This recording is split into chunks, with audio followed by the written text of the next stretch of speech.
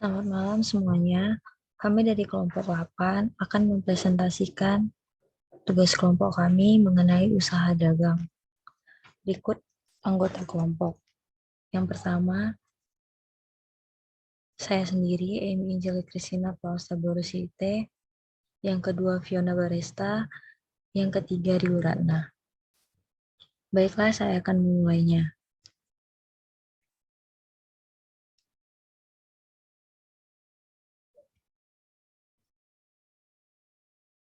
Perbedaan perseroan terbatas atau PT dan usaha dagang. Yang pertama, PT dimiliki oleh setidaknya 2 pendiri atau pemegang saham, sementara usaha dagang dimiliki oleh perseorangan. 2. Dalam menjalankan bisnisnya, usaha dagang tidak memerlukan status badan hukum, sedangkan PT wajib berbadan hukum. 3. Dalam PT, fungsi antara pemegang saham dan pengurus atau direksi dipisahkan, berbeda dengan pemilik usaha dagang pada umumnya, selain menjadi pendiri merangkap sebagai pengurus. 4. Modal usaha dagang tidak memiliki nilai minimum dan modal 100% dari sendiri. Untuk modal minimum sebuah PT adalah sebesar 50 juta.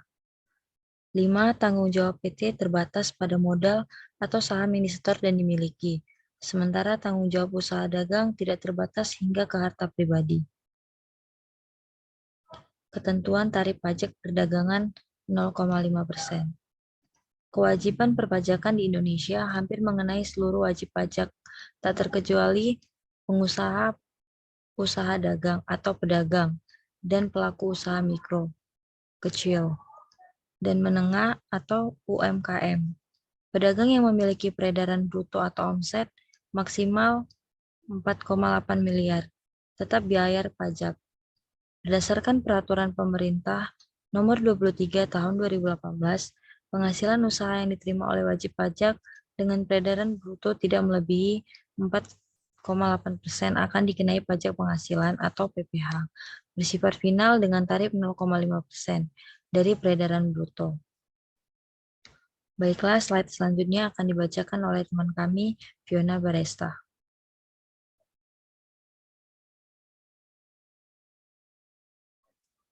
Tarif dipangkas 0,5% tingkat kepatuhan bayar pajak.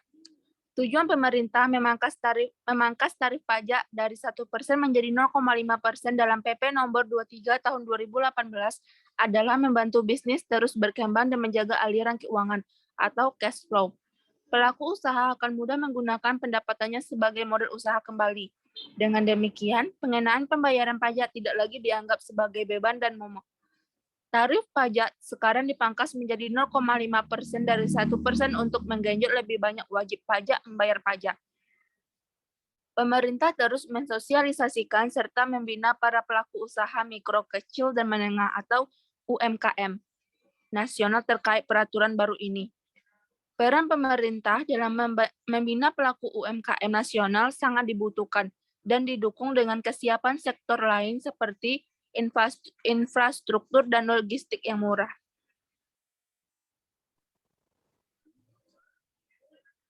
Pokok perubahan dalam PP nomor 23 tahun 2018, 1. PP nomor 23 tahun 2018 ditetapkan dan dinyatakan berlaku mulai 1 Juli 2018. 2. Penurunan tarif PPh final dari 1% menjadi 0,5% dari omset yang wajib dibayarkan setiap bulannya. 3. Kriteria yang dikenakan adalah wajib pajak dengan omset di bawah 4,8 miliar dalam setahun. 4. Hitungan omset yang dikenakan tarif 0,5% mengacu pada ambang batas atau threshold omset per bulan. Apabila dalam periode melebihi 4,8 miliar, tetap dikenakan tarif 0,5% sampai tutup tahun pajak selesai. 5. Mengatur jangka waktu pengenaan tarif PPh final 0,5% atau kebijakan batas waktu sunset clause adalah sebagai berikut. 1. Untuk wajib pajak orang pribadi yaitu selama 7 tahun. 2. Untuk wajib pajak badan berbentuk koperasi, persekutuan, komanditer, atau firma selama 4 tahun. Ketiga, untuk wajib pajak badan berbentuk perseroan terbatas dalam 3 tahun. Setelah itu harus membuat pembukuan agar membayar pajak secara normal. Berikut contoh laporan keuangan usaha dagang. 1. Laporan keuangan perusahaan dagang laba rugi.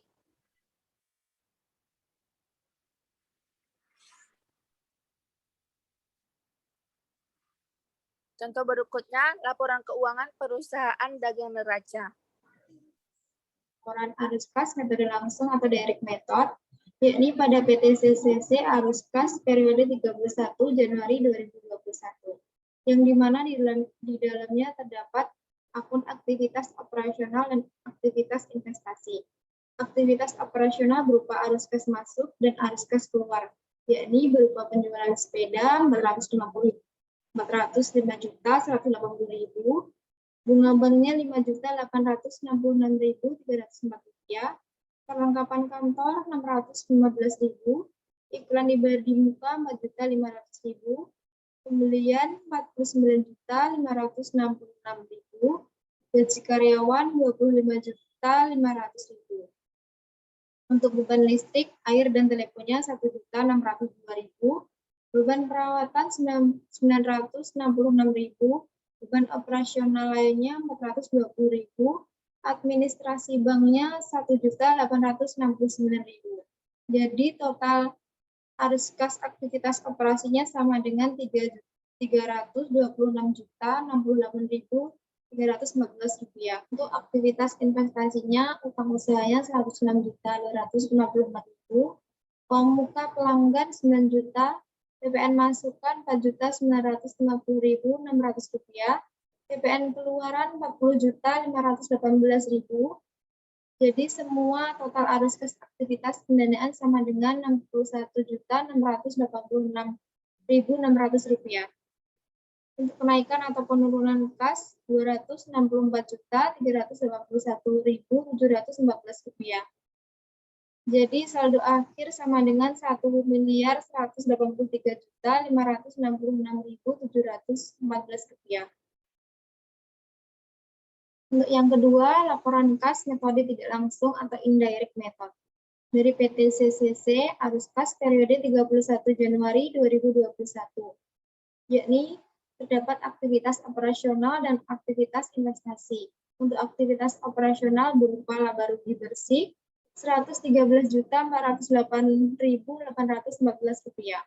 Untuk penyesuaian akumulasi penyusutan peralatan kantornya 900.000, akumulasi penyusutan kendaraannya 1.432.500. Jadi totalnya 2.332.500.000. Untuk piutangnya 67.576.500 rupiah. Persediaan sepedanya 34.149.000. Perlengkapan kantor 135.000. Sewa dibayar di muka 5.250.000. Iklan dibayar di muka 3 juta. Jadi total kenaikan dan penurunan kas 99.340.500 rupiah. Untuk total arus kas operasionalnya 16.400.814 rupiah. Untuk aktivitas investasinya, utang usaha 236.622.600 rupiah. PPN masukannya 36.121.200 rupiah. PPN keluaran 47.479.500 rupiah. Arus kas aktivitas pendanaannya sama dengan 247.980.900 rupiah. Penurunan kas 260.381.714 rupiah.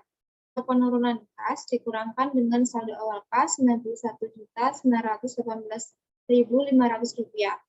Saldo akhir kasnya 1.183.566.714 rupiah. Kemudian ada laporan keuangan perusahaan dagang utang, yakni pada PT CCC laporan utang periode 31 Januari 2021, yang terdapat akun kode supplier, nama supplier, saldo awal utang, pembelian, potongan pembelian, retur pembelian, PPN masukan, pembayaran utang, saldo akhir utang. Kemudian ada laporan keuangan perusahaan dagang piutang dari PT CCC, periode 31 Januari 2021.